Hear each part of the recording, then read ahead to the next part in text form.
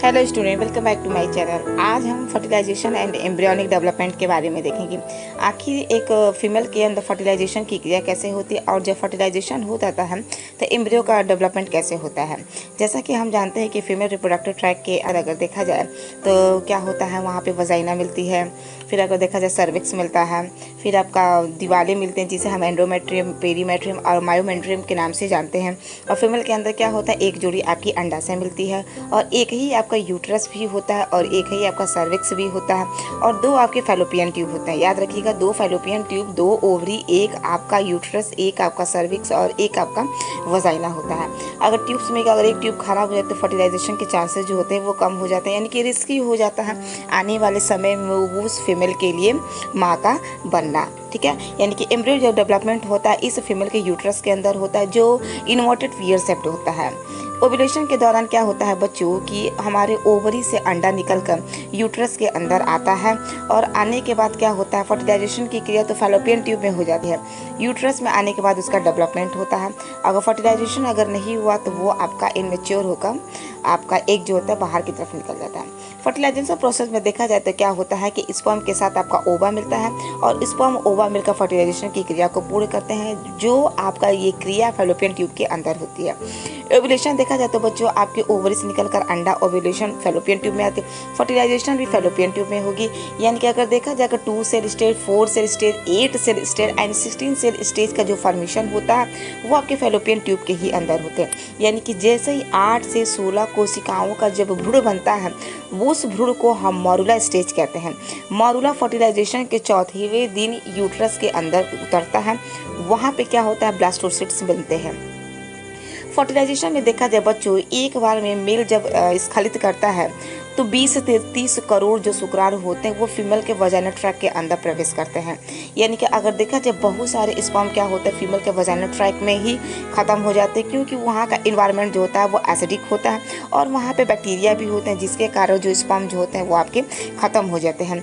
Million of millions आप sperm पाए जाते हैं, उनमें से आपके 200 स्पर्म ही फैलोपियन ट्यूब्स के अंदर पहुँचते हैं और उनमें से केवल एक स्पर्म देखिए जाके आपके एग को फर्टिलाइज कर देता है। और फर्टिलाइजेशन के बाद क्या होता है, उस एग के अंदर न्यूक्लियस स्पर्म का चला जाता है।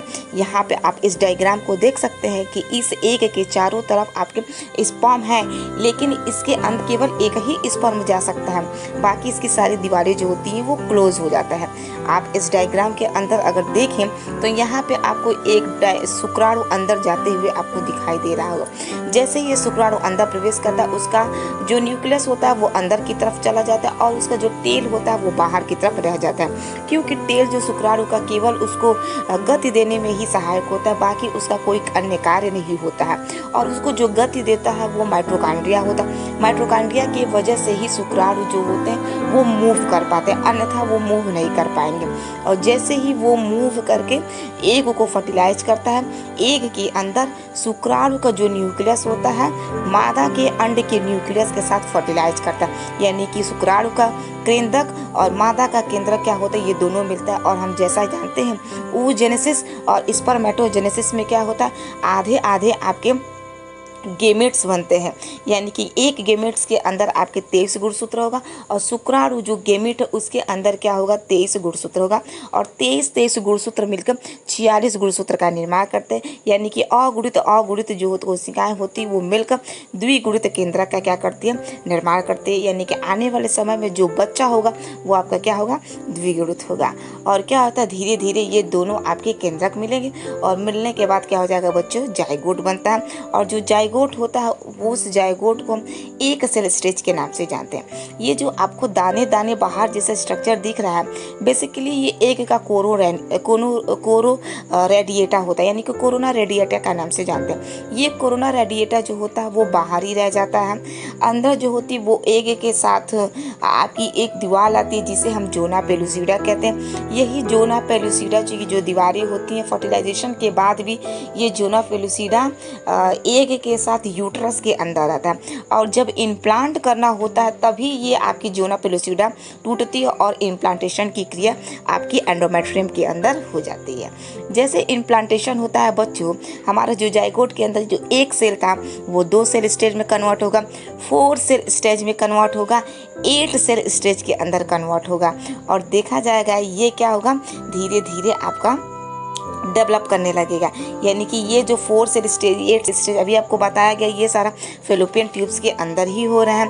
2, 4, 8, 16 और जो 32 सेल का जो निर्माण हो रहा है वो सारे आपके फेलोपियन ट्यूब्स के अंदर हो रहा है। यानी कि एक फीमेल के अंदर 2 फेलोपियन ट्यूब्स होते हैं। ये जो ट्यूब्स होती है उनकी साइज आपकी 10 से 12 मैक्सिमम होती है। यहाँ पे आप देख सकते हैं इस जाइगोट, ये जो सेल है आपका जाइगोट, उसके अंदर कोशिकाएं कैसे विभाजित हो रही हैं। 2 से आपका 4 बन रहा है, और 4 से आपका क्या होगा 16, 32, 64 सेल्स बनते रहेंगे। इस डायग्राम में आप देखें तो यहाँ पे ये 16 सेल स्टेज है, जिसे हम मोरुला स्टेज कहते हैं, जिसे हम तूतक के नाम से जानते हैं। ये मोरुला जो है आपके फेलोपियन ट्यूब में ही बन जाता है।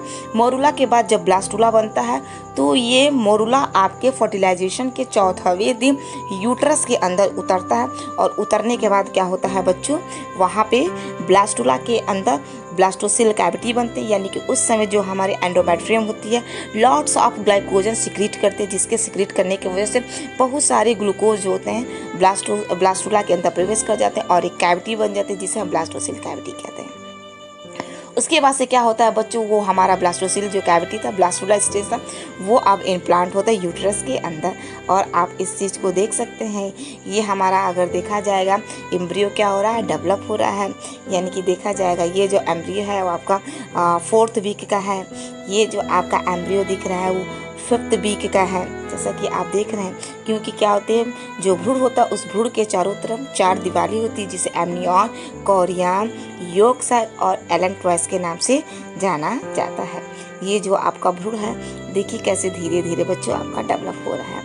इसमें अगर देखा जाएगा ये क्या हो रहा है, इस भ्रूण के अंदर आपके तंत्र क्या हो रहा है, डेवलप हो रहे हैं। यानी कि इस भ्रूण के अंदर अगर देखा जाए 1st मंथ में ही क्या होता है, हार्ट जो होती है इसके अंदर बन जाते हैं, यानी कि दिल का धड़कना स्टार्ट हो जाता है। कहा जाता है कि फर्स्ट साइन ऑफ फीटस का क्या होता है, वो हार्ट ही होता है। यानी कि अगर बच्चे के अंदर अगर हार्ट आ गया तो हम जान जाते हैं कि एक लाइव ऑर्गेनिज्म है, और आने वाले समय में यही लाइव ऑर्गेनिज्म क्या होता है, एक फुल ऑर्गेनिज्म में डेवलप होगा। इस एम्ब्रियो के अंदर आप देख सकते हैं ये जो है आपका बेसिकली अगर देखा जाएगा 1.5 मंथ का है, यानी कि 4 to 6 वीक्स का ये आपको एम्ब्रियो दिख रहा है, जिसके अंदर पूर्ण रूप से क्या हो गया बच्चों, हार्ट जो है बन गया। जैसे ही हार्ट बनेंगे उसके अंदर स्केलेटन वगैरह भी धीरे धीरे कन्वर्ट होने लगते हैं, नन्हे नन्हे हाथ पैर भी आने लगते हैं। अगर देखा जाएगा 8वें वीक्स में क्या होता है, उस बच्चे के अंदर उसका जो हाथ है पैर पूर्ण रूप से कंप्लीट बन जाते हैं, और वो जो भ्रूण होता है बिल्कुल एक मानव के जैसा दिखने लगता है। इस डायग्राम में देखें तो ये जो भ्रूण है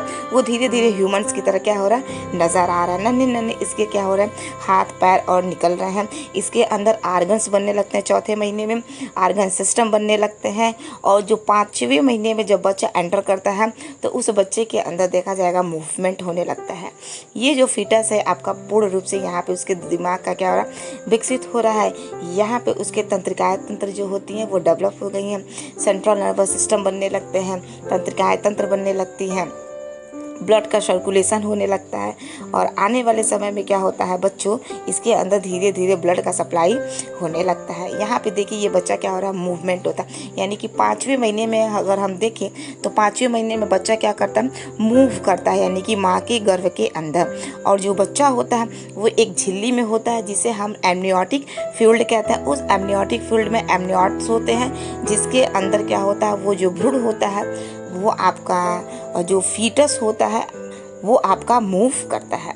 यहाँ पे अगर आप इस ध्यान से देखें इस डायग्राम में, बच्चे के पीछे जो नज़र आ रहा है वो प्लासेंटा है। प्लासेंटा से एक नर्व निकलते जिसे एम्बेलिकल कॉर्ड कहते हैं। एम्बेलिकल कॉर्ड और प्लासेंटा बच्चा क्या हो रहा है, उससे कनेक्टेड होता है। यानी कि माँ और बच्चे का जो कनेक्शन होता है वो आपका एम्निकल कॉर्ड होता है। और आप जानते हैं कि जैसे ही ये बच्चा पैदा होता है, धरती पे आता है, तो एम्निकल कॉर्ड को काट दिया जाता है, माँ और बच्चे का कनेक्शन जो होता है वो आपका दूर हो जाता है। धीरे धीरे इसमें अगर देखा जाएगा तो बच्चा क्या हो रहा है, और तेज़ी से डेवलप हो रहा है। यानी कि आने वाले अगर समय में देखा जाएगा 6 to 7 मंथ में बेबी जो होता है पूर्ण रूप से डेवलप होने लगता है।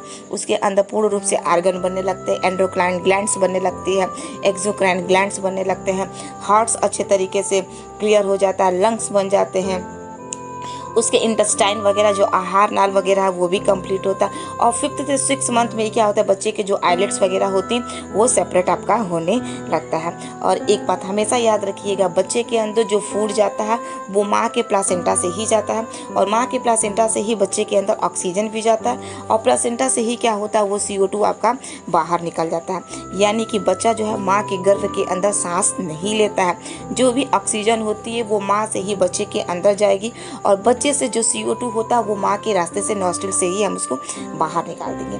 यहाँ पे इस डायग्राम को देखें तो कैसे बच्चा जो है सिकुड़ा हुआ माँ के गर्भ के अंदर मूव कर रहा है, ठीक है। यानी कि मूवमेंट की क्रिया बहुत तेज़ी से होने लगती है। 9वें मंथ में बच्चे का जो विकास होता है वो तेज़ी से होने लगता है। यानी कि अगर देखा जाएगा 9 महीने और आपका अगर देखा जाएगा 40 हफ्ता और 280 से 290 जो दिन होता है वो आपके एक मानव का कंप्लीट होता है। इस डायग्राम में देखें तो कैसे आपको फीटस जो है डेवलप होते हुए नज़र आ रहा है। यहाँ पे फीटस क्या हो रहा है, पूर्ण रूप से डेवलप हो रहा है, और 9 मंथ तक क्या होता है वो माँ के गर्भ में अच्छे तरीके से डेवलप होने लगता है, और जल्द ही वो बाहर पार्चुरेशन की क्रिया द्वारा बाहर निकलता है और आने वाली दुनिया का क्या करता है बच्चों, इंतजार करता है। ये जो है हमारा फीटस की जर्नी है 9 मंथ। और इस डायग्राम में देखिए कैसे फीटस जो है डेवलप कर रहा है। Foetus development of the body, female uterus. कहा जाता है कि जब एक माँ अपने बच्चे को जन्म देती है, नॉर्मल पार्चुरेशन की क्रिया, तो 100 हड्डियों के बराबर टूटने का दर्द होता है। यानी कि हमें अपने माँ का रिस्पेक्ट करना चाहिए, जो हमें इस दुनिया में हमें अपने आप से लड़कर, कुदरत से लड़कर हमें जन्म देती है। और ये देखिए पार्चुरेशन के द्वारा बच्चा डिलीवर होकर बाहर की तरफ निकल रहा है। और जैसे ही पार्चुरेशन की क्रिया हो जाती है, फीमेल के अंदर लैक्टेशन होता है। यानी कि 12 से 24 घंटे के अंदर माँ के अंदर से क्या होता है, दुग्ध स्रावित होने लगते हैं, और जो प्रथम दूध होते हैं उसे ही हम लैक्टेशन करते हैं। और बच्चे को माँ का दूध बहुत ज़्यादा ज़रूरी होता है, कम से कम 6 महीने तक। ये जो है बच्चे ये एम्ब्रियोनिक डेवलपमेंट है। 1 to 3 month, 3 to 5, 5 to 7, 7 to 9। यानी कि एम्ब्रियोनिक जो डेवलपमेंट होता है वो 3 ट्राइमेस्टर से जाता है, 1st trimester, 2nd trimester and 3rd trimester के नाम से जाना